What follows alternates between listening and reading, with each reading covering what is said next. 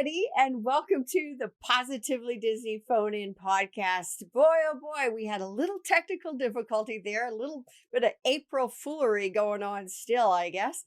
Anyways, happy April Fool's Day to you guys, and I can't believe this is my 57th episode. Want to say a quick hi to Michelle and Gina and Melanie and Tisha. I can see you're on watching tonight. I want to also thank my sponsor, Michelle McKeown at Years of Experience, and you can reach her at mmckeown at themouseexperts.com or give her a call 732-735-1779. She will put together a trip that you will never forget. And something that is so awesome that Michelle offers is texting access to her while you're away on your vacation. She specializes in military families, special needs families, concierge services, you name it. She can help you with that. So give her a call. So I want to welcome my Facebook people and my Twitch people watching today. I want to also tell Gina not to worry. Yes, we are on live. And I'm really excited to talk to the animator, Jazno Francouer, because I don't know about you guys, but there is so much that goes on in an animation. And some of you guys, have seen many of the films that he has involved in animating, but it's really fun to see what goes on behind the scenes, really. We see always the finished product and hear a few things here and there, but I'm really excited to get our guest on the line. And I want to say welcome to Michael and to Dawn also, who have joined me tonight. I don't know about you guys, but I got caught in a couple of April Fool's jokes, like the carousel progress being refurbished. I nearly died over that. And somebody was saying Mount Baker was starting to spew some steam and all of that. And I just about had a heart attack and then realized, oh yeah, it's April Fool's, but all good. And we're all connected and ready to go. And we're going to just ring up Jazno right now. I don't know about you guys, but I just put 3 of the many films he's worked on: Mulan and Lion King and Lilo and Stitch, and I absolutely love those films as well as several others. And we're just getting him on the phone. Hi, Jazno. How are you doing tonight? Hey, I'm doing very well. How are you? Oh, I'm doing all right. Whew, that technical difficulty. We haven't had that in a while, but it happens to, the best laid plans, right? No worries. Yeah. Well, listen, Jazno, I know a little bit about you, of course, but the audience doesn't. And so I would love for you to share what films you actually worked on for animating. I had put up Mulan, Lion King, and Lilo and Stitch, just 3 to give a little tease to the folks. But Sure. share with us what films you've worked on. Well, the interesting thing is not just films. When you work for a company like Disney, you have periods of downtime, but even during the downtime, you're continuing to work on park projects and commercials. And so, interestingly, a lot of the better scenes or opportunities to improve your skill set happen on those as well. So, but specifically, also, you have to work on X amount of footage on a film in order to get screen credit. So you could actually work on a film and still not get credit, depending on how many scenes you ended up working on. So there are a lot of movies that were uncredited, but as far as the credited movies, yes, the ones you mentioned, I did work on Beauty and the Beast. Let's see, Pocahontas, Brother Bear, Emperor's New Groove, which at one point was called Kingdom in the Sun. And that's another thing too. A lot of these movies had different titles in the beginning. So Mulan was The Legend of Fa Mulan. Lion King was King of the Jungle, etc. Wow. So anyway, so John Henry, which was a short, I worked on a number of those. A couple Roger Rabbit shorts, but the one that I was credited with was Trail Mix-Up. And then, of course, The Hunchback of Notre Dame, Tarzan. And there's a movie that we were working on that went through like full 3 or 4 title changes. Eventually it was called A Few Good Ghosts. But initially it was, I think it was Hannah and her no good sister, and then originally My Peeps. And that was it was kind of like a redneck burlesque, something like Oh Brother, Where Art Thou? And we already had the music was already done, so you had like Travis Tritt and Dolly Parton. It was kind of a Disney bluegrass sort of 2D and 3D film, Oh. and I was maybe I don't know. I had just started working on it. I definitely done a lot of the development, and that was the last film that we were working on before we left. And of course, Brother Bear was the very last full production that we worked on. Mm. Uh, and then in terms of uncredited, I did work on a couple of scenes in Aladdin. I was an intern on Rescuers Down Under. I Mhm. did a few scenes on Little Match Girl. And then Mm. lastly, in terms of some of the other projects, the animation pavilion at the California Adventure, I worked on the Magic Mirror sequence with Kathy Seidel, and Okay. then the Aladdin Sega Genesis game, the Humanity PSA project, and then Claudia Schiffer Mickey Mouse ads. Of course, that's Oh. dating me as well. Oh, boy, oh boy. You know what? I actually didn't know all of that about you. So I'm learning something new too. That's so cool. My gosh. Whatever inspired you, Jasno, to become an animator in the first place? Well, I grew up. I'm kind of a strange story because people often associate Disney with kind of conservative sort of moral values, which Disney does. It's a container for that kind of a message, Mhm. and that's the message that reached me as a kid. But I wasn't. We didn't grow up with the TV because I lived in a commune, right? And so a Mhm. TV was considered bourgeois, and so Mhm. we would go to the movies. And one of my earliest memories was being kicked out of Bambi because we didn't have shoes. We were barefoot. Mhm. But that was the movie that did it.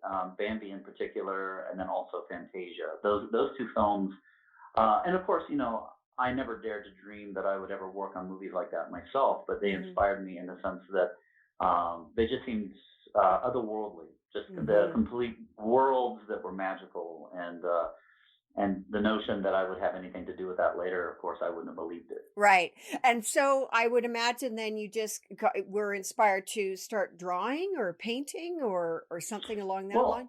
Well, Or I think you talk to most artists and animators, they'll tell you that they just drew since they could remember, and that was the mm, case for me. So, right.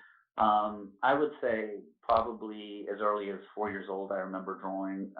Not very well as a kid, Mhm. but it's just a skill set that I always kept up. And of course, usually, also when you talk to artists, they tend to do a lot of their art when they shouldn't be, like in their math class, for instance, right? And I'm that kind of person too that Yeah. people think I'm ignoring them when I'm doodling, and it's actually how I listen. So even Oh. to this day, if I'm in a staff meeting, I'm not actually actively listening unless my hand is doing something. Oh. So, and of course, interestingly, when I was in high school, I felt like I did all my art in my math class, and then I did my art homework in my. I was like the other way around, right? I was Okay. doodling when I shouldn't have been, and then when I should have been drawing, I was doing my math homework.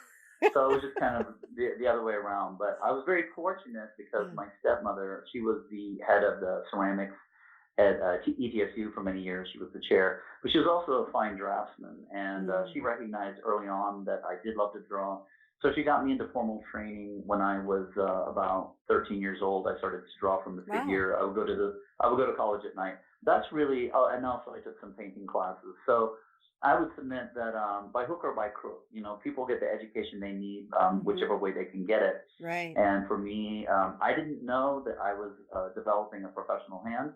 It was Mm. just more of a something for my edification. It was something I enjoyed doing, and Mhm. I certainly always loved comic books. Comic books was my first love, Mm. the static image. Mhm. And then later in life, when I finally did get to art school, I wanted to do children's books, and so animated films just seemed like a natural extension of that desire to reach that audience. The Right. demographic ages Right. 5 to 80. Yeah. I know that Walt Disney Studios is kind of sacred ground for anybody that is animating, who has animated or whatever. It's just been kind of a meld of minds, really, of artistic creativity. Unbelievable, really. And Yeah, now, what you were at the Florida Walt Disney Studios, is that correct? that's where I spent most of my career, but I also was Okay. in California for about eight Okay. months. Oh, both of them. Yeah. Okay. Yeah, because you know what? I Yes. don't think a lot of people realize that Walt Disney Studios did exist in Florida as well, which, yeah. And they were also in Paris. We had a satellite studio in Paris, which Ah, wasn't as big. I did, okay. I did, I did check that out at one point, and then Okay. We're also they had a sequel division that had nothing to do with Walt Disney Feature Animations that fell under the aegis of Walt Disney Pictures, Mm. and that's where they did a lot of the sequels like Lion King 2, and which I've never actually even seen any of those. Oh. And unfortunately, while they have very talented artists, and that studio was in Australia, Oh. and they did have a lot of talented artists working for them. The problem is when you're under those tighter deadlines, you Mm. don't have the opportunity to iterate. Right. And I think that to make something look good, that's where you pay the money. It's Hmm. not just hiring the talent; it's giving people the opportunity to iterate. Right. Of course, we could use the pejorative word "fail." We could say, "Oh, well, give an opportunity, a person an opportunity to fail," Mm. but it's really more just an opportunity to go through a lot of different ideas and see which one sticks and which one resonates the most with the audience. And then Right. also, for every film that you work on, long before you animate, your hand has to get into the style of a film. And so, even to this day, there are certain styles that come out of my hand unbidden, like and they're very particular. So the Yeah. Mulan style is a very specific style, the Lilo and Stitch style. So sometimes, and not every picture was highly stylized like that. Hmm. Like Tarzan had a style, but it wasn't necessarily as identifiable. Hmm. But certainly Aladdin and Hercules, all those movies have that in common that they were going for something that resonated from those culture, Right. from Greco-Roman or from Mulan would be obviously Chinese, like the Right. Tang Dynasty, etc. Yeah. My gosh, what was it like your very first day walking into the studios to work? Well, I have a couple of experiences because I have the first time when I was actually hired and I did my internship in Florida. That was in 1990. Hmm. So I have that experience. But then when I got kind of hired full time, that was Hmm. almost a different experience, and that was when I was in California. Hmm. Both were amazing, and maybe I'll answer your question by talking about the internship first. Sure. First of all, I was barely 20 years old. I didn't know much, It's hard to and there believe. was Wow. yeah, I That's was a kid. young. I was That's a kid. really young. Yeah, I got started pretty young. Yeah. And it was a sense of like just an awe at the sheer talent that was in the studio. And also recognizing early on that we were like the United Colors of Benetton. We had a very diverse crew from all over the world. Mm. Um, as you know, when you make a film, you can't just say I'm going to recruit everyone out of Toledo, Ohio. Right. Yeah. You have to go far and wide, and so it was just really interesting getting to meet the Russian animators and kind of see their aesthetic Mm. and to see just what other people from other schools kind of what they were doing because the price of admission coming into Disney was you could draw that you really had good draftsmanship, that you had Hmm. good structure, so there was really no one coming to the door that was suspect. You knew that the price of admission was everyone coming to that door is special in some way. Right. But of course, the difference is the people who've been doing it for 30 years are masters, Mm. and you're just coming in not really knowing much. And so a lot of it was just being in awe of those people who had those hand skills, in addition to the experience. And so Mm. every day was just like, yeah, you take a lot of photos, because you're like, maybe I won't come back. Maybe after the internship, it's like Hmm. imposter syndrome. They'll realize I Right. was a charlatan and that I Oh. actually didn't know what I was doing. Because I spent a lot of time worrying about that. I was like, Yeah. I think they made a mistake. Oh. I really think that they must have really not known what they were doing when they got me in. Oh. Because there were other people from other schools like Cal Arts who that's all they did for 4 years. Now I Yeah. came from an illustration and fine arts program, Hmm. so I literally had to learn animation from literally squash and stretch, like the bouncing ball. I had never animated a day in my life, and there Wow. were 7 other interns I was competing with, and some of them could animate circles around me. So the Mm. antidote to that, or shall I say, the solution to being that far behind the curve is Hmm. hard work, and that's Hmm. I would always stay late. I really had no other life. I just dedicated myself to that craft, and that included not even going on dates. Yeah. Um, and I remember one time, and maybe this left a good impression. Maybe this is why I got hired. But I remember one time falling asleep back in the internship area, and I fell asleep with a pencil in my hand. And of course, Oh. I had passed out over my drawing, and I was drooling, right? Oh. And so the guy who woke me up was Max Howard. He was from Britain. He was our president, and he's like, "Excuse me, mate, but I was just wondering if that was your car parked outside because it's cleaning a lot, you know." Oh. And so none other than the actual president of the actual Disney animation, caught me asleep over my drawing. And like I said, Oh, I think that left maybe a little bit of an impression. But yeah. I had to work doubly hard because I was further behind the curve. Mhm. And the one thing I would tell anyone coming into the business is, it's 90% perspiration, 10% inspiration. It's very true. Right, I bet. Yeah, like I would say like anything that is I not only task oriented but creatively inclined. I mean, you have to put in the work. Everybody might want to be an artist or be whatever, but to put in that hard blood, sweat and tears almost sometimes. Um Exactly. you Oh, know, and real yeah. quick, Yeah. I did learn that, and so once I finally was hired in California, Yeah. because they hired me full time, I had to do another internship, and this time it wasn't character; it was a visual effects one. Mm. But it was different because now I was an actual professional.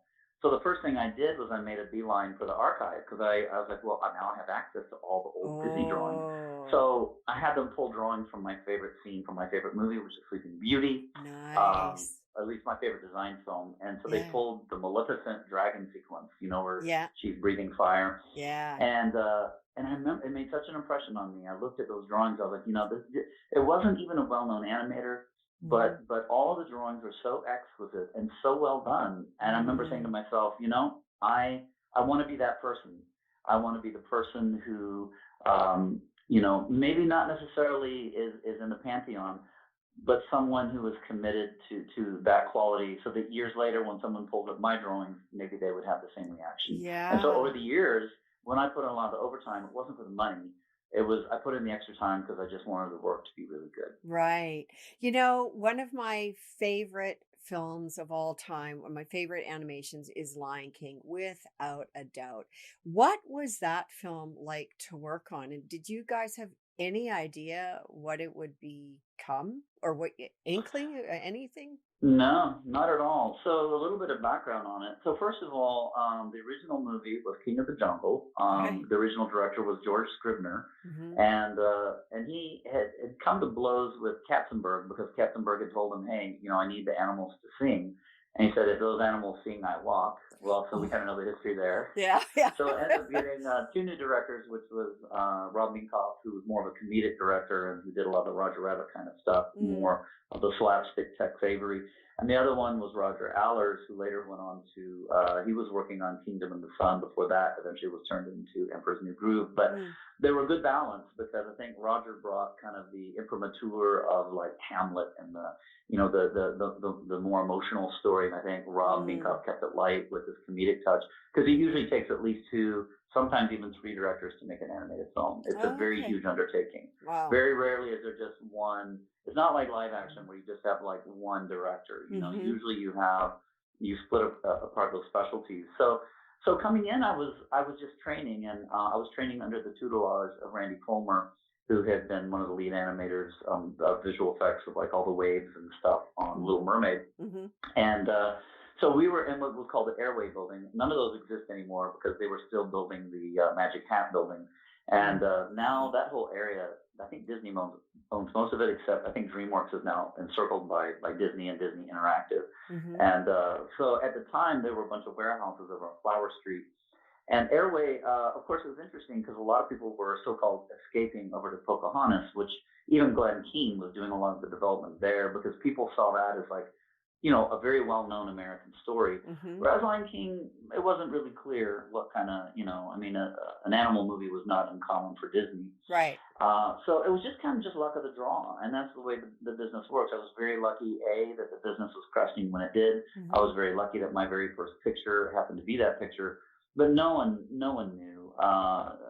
Least of all, even the directors or even our directors, I think they suspected at some point coming out of dailies, they were like, this doesn't look so bad.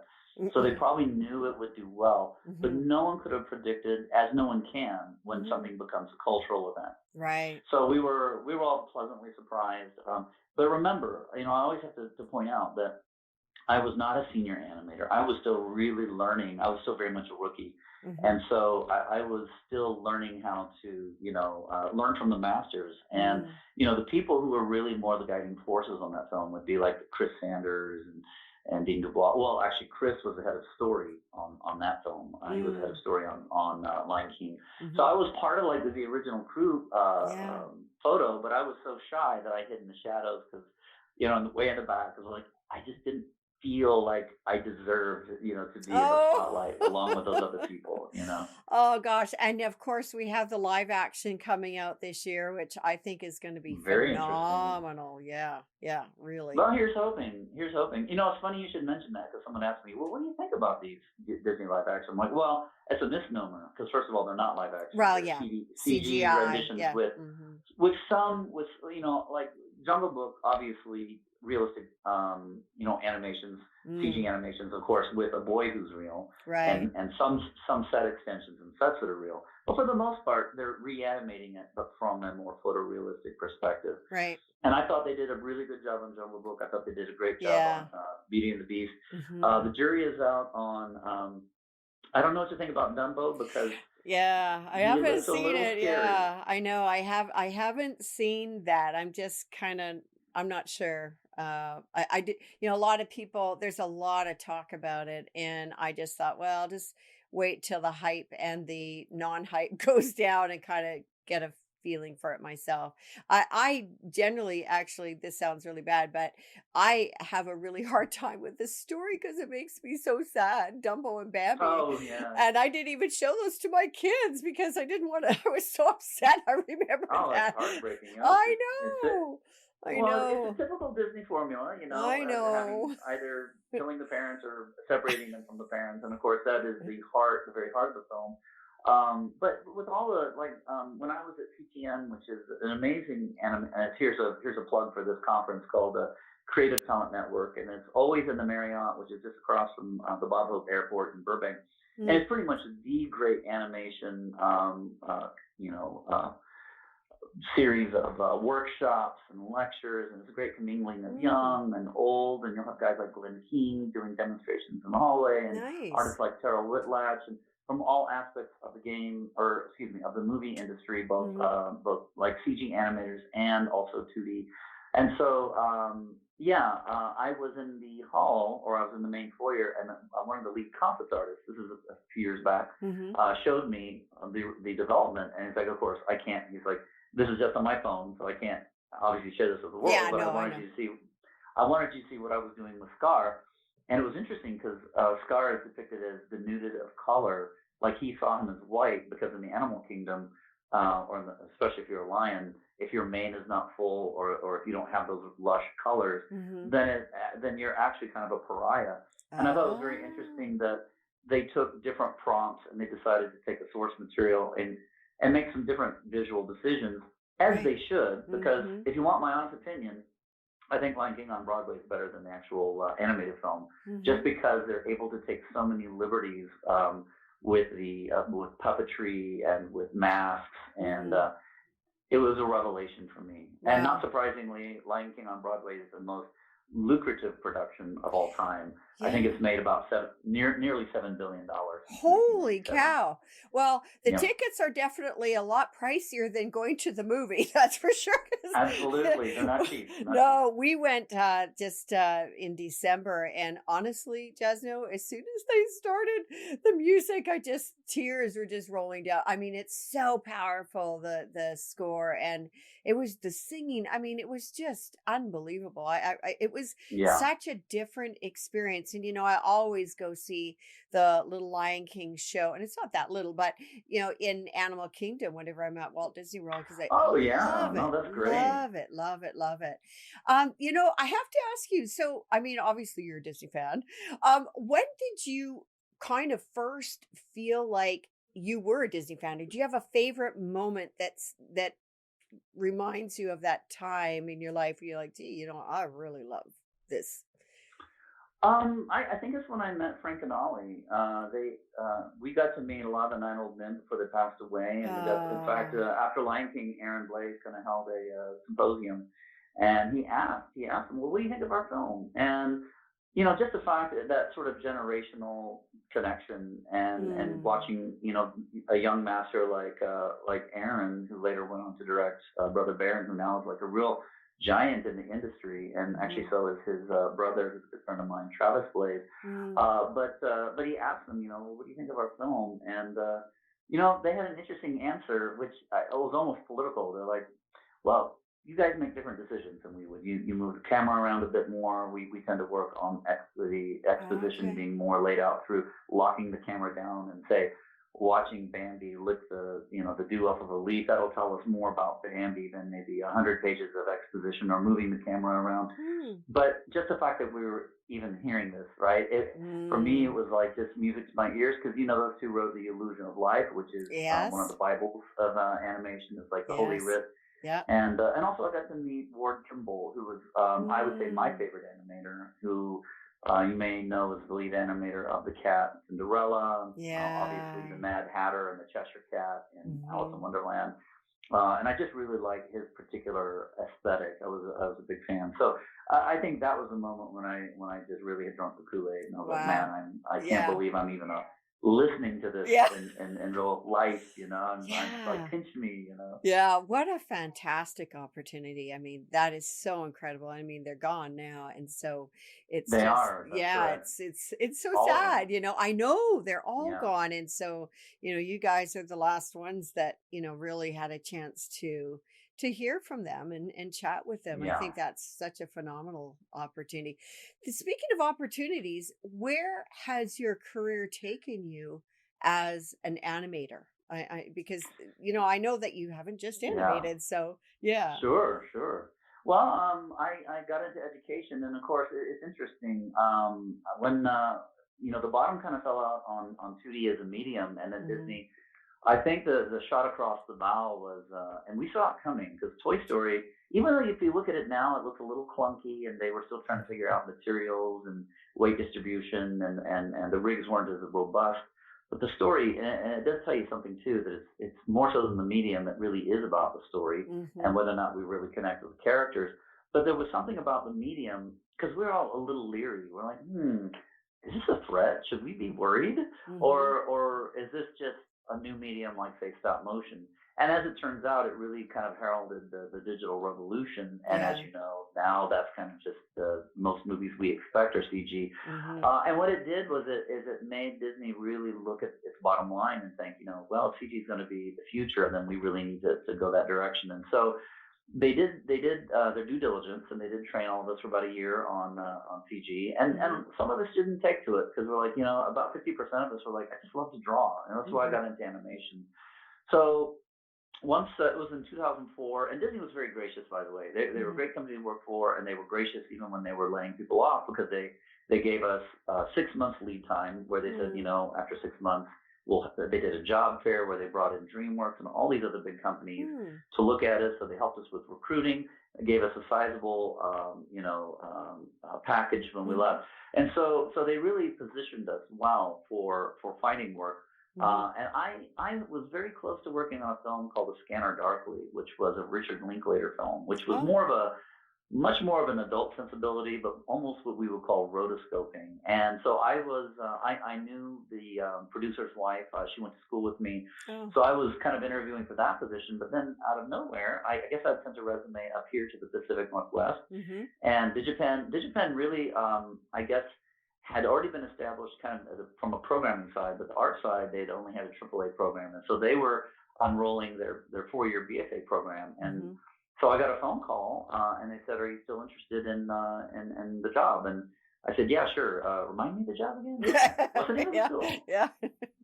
So I came up and I interviewed, and of course I made the mistake of only seeing this through the prism of coming across the 520 when it's the most beautiful time of year, which is Yeah. only like a 2 month window. Yeah. And of course I could see Mount Rainier look across Lake Washington. I was like, oh my God, this is the most beautiful thing I've ever seen. Sign me Yeah. up. Yeah. And then the rain started. Yeah. No, but it was interesting because I think all of us were educators de facto because I did run a few internships, and as an animator, you're always training people, constantly teaching. So Okay. teaching comes very naturally to people who are in the industry because they're Mhm. doing it anyway, whether or not they know it. But the Mm. difference is I did not go to school for a terminal degree. I did not have like a master's. Mhm. I did not know I was going to be teaching. Mhm. And honestly, I had no training. I was just told, I was just kind of said, okay, there's your room, just good luck. Mhm. So I walk in a room and I see my first 30 students of the DigiPen BFA because we didn't even have any campuses overseas. And Mm. I gulped and I talked for about 2 hours and I thought to myself, I just told them everything I know. What do Oh I do now? no. But Oh. obviously, I must have done something right because over the years, for the next 4 years, they kept putting me in other new classes. And Yeah. finally, Raymond Yan, who senior VP, one of the cornerstones of the program, and he was the architect of the BFA. He said, Mm. we'd like you to go to Singapore to help stand up our brick and mortar, our new program over there. Wow. So I did that for 3 years. And a part of my job in Singapore wasn't just to open up the program; it was to reach out across Southeast Asia and Asia and raise awareness for animation, for film and game.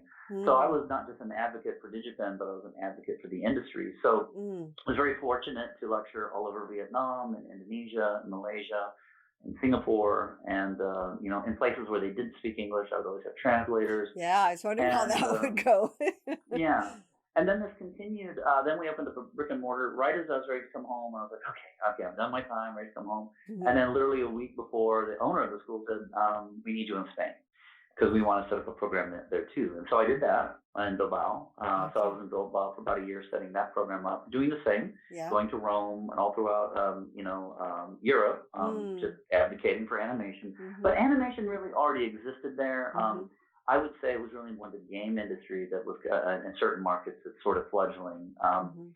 And then when I came back, I was asked to be the program director for the program entirely, which Mhm. I have been for the last 7 years. But part Nice. of that job is also continuing to do outreach and open up these markets. So then we did a 2+2 with Thammasat University in Bangkok.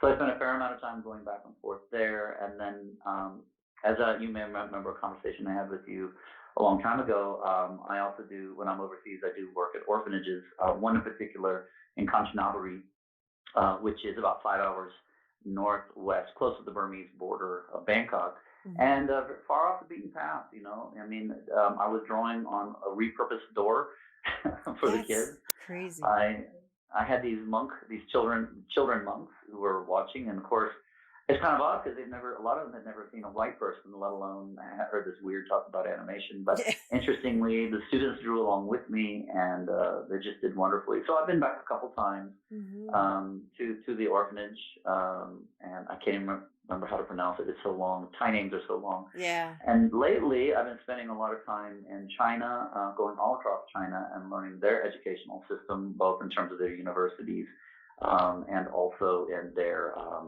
technical schools. So since the summer, I've spent about 3 weeks in Shanghai. Oh I've been wow. to Dongguan, Shenzhen, Hangzhou, Guangzhou, and Hong Kong. Well, you're saying those better than I could ever pronounce them. That's pretty And good. this summer, I'm going to be about I'll be about a month in Lebanon because we're looking at a 2+2 there, and Wow. then I'll do my typical gig, which is in Japan. I do a teaching gig in Hanatsugi, which is about south of Tokyo by about an hour. So long story Nice. short, is in the second part of my career, I actually got to see the world and advocate for. So I feel like I spent just as long talking about my previous career as I did doing it, Yeah. which has been a joy. So I'm Yeah. very thankful for the doors that my first career opened. Very Mm. blessed in that regard. Right. Jasno, for anybody listening that maybe knows somebody that wants to be an animator or somebody themselves are thinking about it, any words of I know you mentioned a little bit before about hard work and perspiration, but any words particularly from you to close about if somebody wants to become an animator, what would you suggest? Well, I actually give a class called College Success for Artists, and so, Oh, I could give you the Cliff Notes version though, oh because yeah. there's any number of conversations or advice I could give. But I would say Okay. first and foremost, this is going to sound like a weird Oh. one, but become a student of nature. Like, in other words, nature is the best teacher, more so than any teacher who will ever teach you. But you have to be willing to look at the obvious. Now we've all sat around a campfire and been mesmerized by it, but Mm. oftentimes we're not actually looking at it. So the question is what actually are you seeing? What are you looking at? And Mhm. it's about seeing rather than what you think you see. Because a lot of times when people are they look at Disney. They look at Disney as doing a caricature of both animals and humans, anthropomorphized characters, Mhm. and that may be true. But what gives Disney the imprimatur of truth Mhm. is the fact that so much time and attention is spent looking at what really is. So the caricature ends up retaining a lot of the essence. So first Mm. and foremost, aesthetically, I would say to any student, study nature Mhm. and give yourself to it, and don't just go to YouTube, but see it in In person. firsthand. Right. Go to the zoo, draw an animal, go to a cafe, observe people, see how people behave, and Hmm. you just a whole new world gets unlocked that you never even knew it was there, but was always right in front of you. Hmm. So that's first and foremost. Secondly, be a lifelong learner. I mean, I would say that in general about anything, but Mhm. never stop being curious about anything, and be humble. Be humble. And I was guilty of it as a young man. I wasn't the most humble person. In fact, I almost was overlooked in my, because I was, like I said, 20 when I started. Yeah. And I was almost overlooked at my first promotion because they said, Jasmine, we think you've got the hand skills. We almost chose another candidate who was older because he's more mature than you, and you need Mm. to learn how to be humble. And that was a lesson I really took away because Mm. the moment you are not listening is the moment you start learning, the moment you start believing your own nonsense. But Yeah. all the masters, all the people we call geniuses, are all Mhm. humble because Mhm. they're just lifelong learners and they're curious. And then lastly, work hard as if you were going to be a brain surgeon or a rocket scientist, because even though there's not the liability of someone dying under your knife or collapsing under a bridge, Mhm. you know, um, you still have tremendous responsibility and power if you get into telling a story that has such a great reach. And so, Mhm. so work hard and understand that it's the hard work that reveals things more so than what we call talent. Oh gosh, Jasno, my gosh. Whoa, there's a lot of information that you have shared with us and some real fun things that I even found out about you.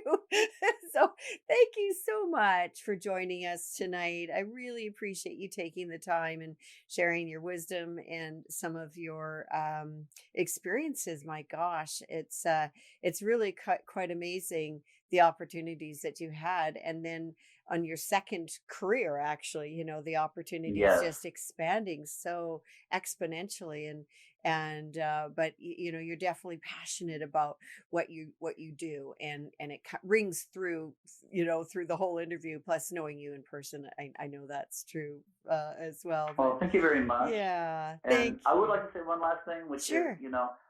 there are, over the years, I've hired at least 9 of my former colleagues on various campuses from Singapore to Spain to here because, they were always a known quantity. You kind of know what you're getting. And so I put Mm, that out there as we're all part of that conversation. And then also to you that there are a lot of other interesting Disney folks who represent many other disciplines who will also have really interesting things to say to you and your readers and also your viewers, okay. or whoever listens to your iPod. So I'm just putting Yeah. that out there that we stand on the shoulders of giants, and Yeah. they're even amongst us here at this wonderful little school. Yeah, that sounds great. Well, listen, I'll be in touch with you, Justo. But thank you so much, Okay, and Kimberly. enjoy our great weather. Yay! All right, you All take right. care now. Take care. Bye-bye. Bye bye. Bye. I just want to welcome on the show Mona and my sister Dee and Todd and Kate and my husband Jacques, who is out of state today. And I'm just so grateful that Jasno could come on. He is just a very, very passionate man, as you could tell from his some of his stories, and very grateful that he is up in the Pacific Northwest. I do know that there's several animators that my one son actually is doing a Bachelor of Fine Arts at the school DigiPen, and has several animators that former Disney animators, and even Pixar technical director, that are part of his faculty. And these guys, it's kind of like once an animator, always an animator. They're just very passionate about their work, and love to share and pass that on to others, because really, those are just pearls. That it's just golden nuggets, really, that people can learn from each other in anything, really. But it's just been really fun hearing what he has had to share with us tonight. So, with that, I think I'm going to close the show. Thank you for hanging in with us while we were a little bit delayed on the first part. But I want to wish you guys a very good evening and a wonderful week. Take care, and we will see you next week. Bye for now.